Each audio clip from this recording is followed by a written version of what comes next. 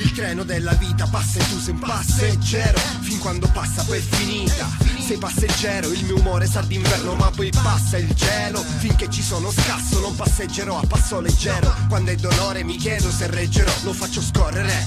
Se occorre reagirò, agitato come il mare quiete e l'argirò. Serve aspettare che passi e la prassi immagino. Esagero sì, ma amici quanti ne ho persi. Quando mille cicatrici incidono e compromessi. Guardo indietro, mi capisci, mi scivolano via i versi. Dei più vicini chi c'è ancora il migliore che avessi. Decidessi di ancorarmi al passato sarei sfacciato. Il futuro resta incerto anche se l'hai progettato. Destinato al presente avrò vissuto preservato dall'assurda foglia umana. Del tutto pensato, non mi contagio più soffrendo. Tutto passa col tempo, lo scopriremo vivendo. Quando terreno ci sta seppellendo emargino ogni serpe che mi sta repellendo. Chi tacito striscia nel suo acido maledicendo. Finisce a cliché, non c'è chi vince ma chi vive. Non chi convince ma chi ci convinse. Chi è vigile e non da origine realtà passive. Sa che tutto muterà infine per sopravvivere.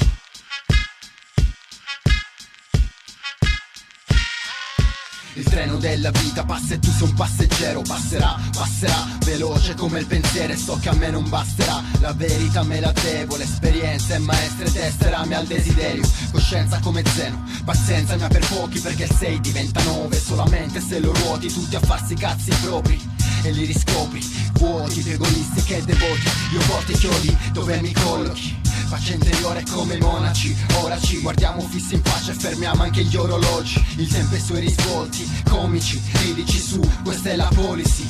Ma tutto passa e tutto scivola, vivola. Vita e quel che resta sono foto in pellicola. Piccola, non cambio di una virgola. È semplice, si cresce, vai a capire il tempo a cosa ci vincola.